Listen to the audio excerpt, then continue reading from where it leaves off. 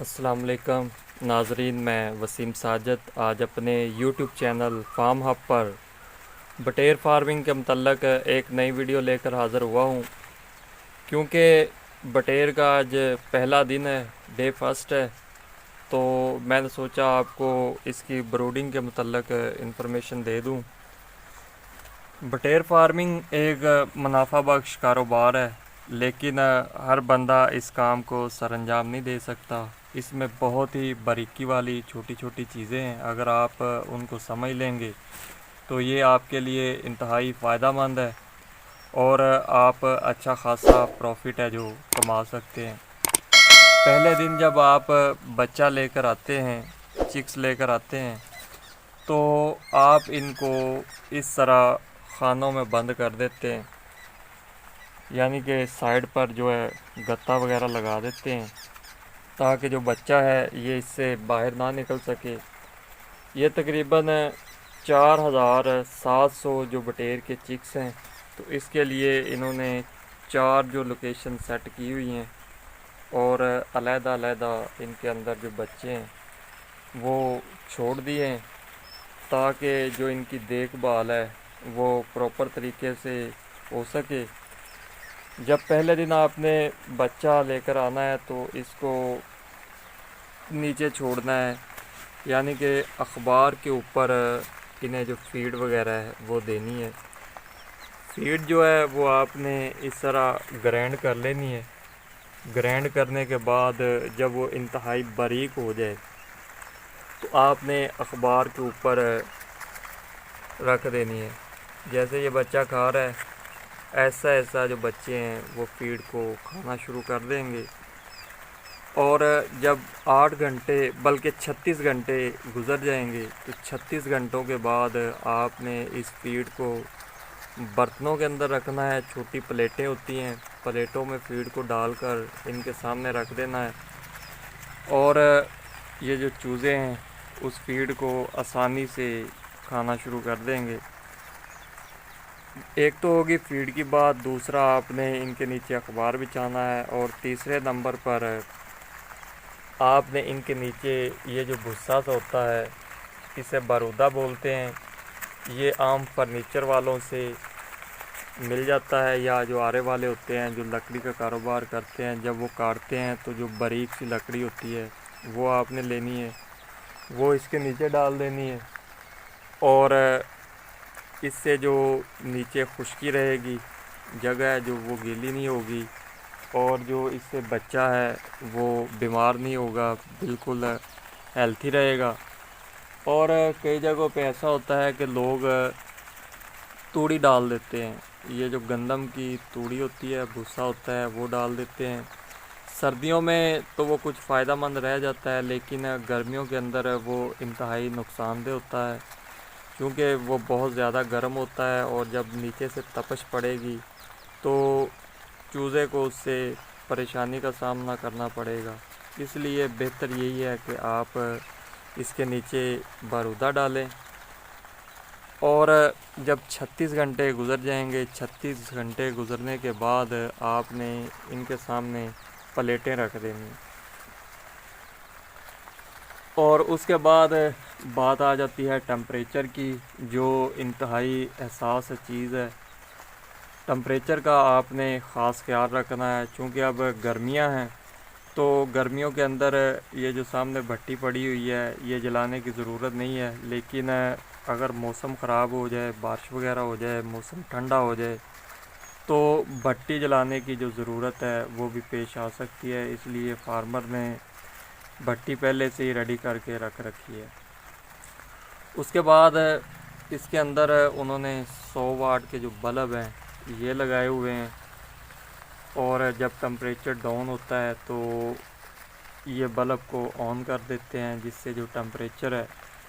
وہ پورا ہو جاتا ہے۔ اس کے بعد گرمیاں ہیں، تو گرمیوں میں جیسے میں نے آپ کو پہلے بتایا کہ بھٹی جلانے کی ضرورت بالکل نہیں ہوتی، اور جب ٹمپریچر 34 سے 35 36 یہ ٹمپریچر اس کے لیے فائدہ مند ہے، لیکن اگر ٹمپریچر اس سے اوپر جاتا ہے تو یہ جو پلے ہیں فارم کے یہ جو کاغذ لگایا ہوا ہے ان کو ڈاؤن کر دیا جاتا ہے، جس سے جو ہوا ہے وہ اندر آتی ہے اور جو ٹمپریچر ہے وہ ڈاؤن ہو جاتا ہے۔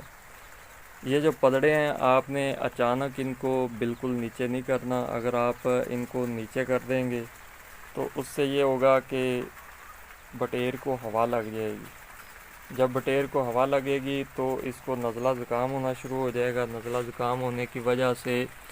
یہ جو فیڈ ہے وہ کھانا چھوڑ دے گا اور جو ان کی موٹیلٹی ہے وہ بھی بڑھ جائے گی۔ تو اس چیز کا آپ نے خاص خیال رکھنا ہے۔ اس کے بعد فیڈ کا بھی آپ کو بتا دیا کہ آپ نے گرینڈ کر کے فیڈ ہے وہ ان کے سامنے رکھنی ہے۔ پہلے جو 7 دن ہوتے ہیں وہ بٹیر فارمنگ کے لیے انتہائی اہم ہوتے ہیں، کیونکہ جو چوزا ہوتا ہے وہ بالکل چھوٹا ہوتا ہے، اور اگر آپ یہ 8 دن ان کی جو احتیاط ہے وہ بہتر طریقے سے کر گئے تو آپ کا جو نفع ہے وہ کئی گنا بڑھ سکتا ہے۔ تو اس لیے آپ نے ان کو اکیلے بالکل نہیں چھوڑنا، ایک بندہ ان کے اوپر ہے جو پہلے 8 دن ہے وہ ہر وقت موجود ہونا چاہیے۔ ان کے پاس کسی ایسی عجیب چیز کی آواز نہیں آنی چاہیے جس کی وجہ سے جو ان کی دل کی دھڑکن ہے وہ تیز ہو جائے اور چوزا پریشان ہونا شروع ہو جائے۔ جیسے میں نے آپ کو آواز کا بتایا، اس سے مراد یہ ہے کہ اچانک جیسے کوئی بائک وغیرہ ہوتی ہے یا گاڑی وغیرہ ہوتی ہے، اس کا جو شور ہے وہ نہیں ہونا چاہیے۔ اس کے علاوہ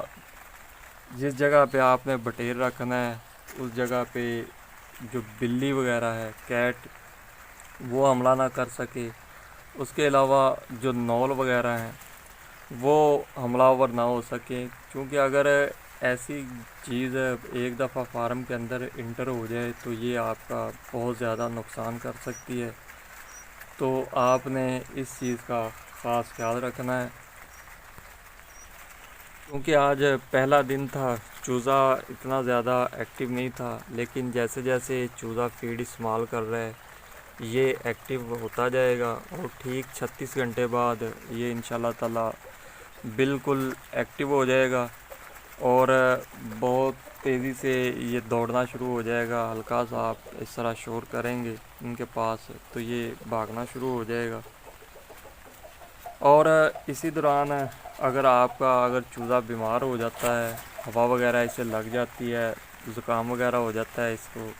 تو آپ نے بالکل پریشان نہیں ہونا۔ ہمارے چینل کے اوپر بٹیر کی جو ٹریٹمنٹ ہے اس کے متعلق ایک ویڈیو پڑی ہوئی ہے،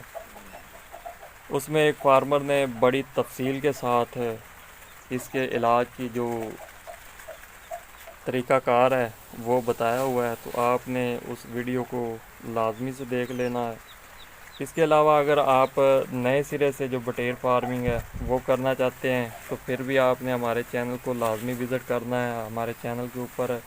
بہت زیادہ بٹیر فارمنگ کے متعلق ویڈیوز ہیں وہ پڑی ہوئی ہیں۔ اگر آپ چوزا خریدنا چاہتے ہیں تو ڈسکرپشن کے اندر ہیچری والے کا نمبر دیا ہوا ہے، آپ ان سے ڈائریکٹ رابطہ کر کے آپ جو چوزا ہے وہ پرچیز کر سکتے ہیں۔ جس ہیچری والے سے اس فارمر نے چوزا خریدا ہے تو اس کا جو بٹیر تھا وہ سٹارٹر تھا،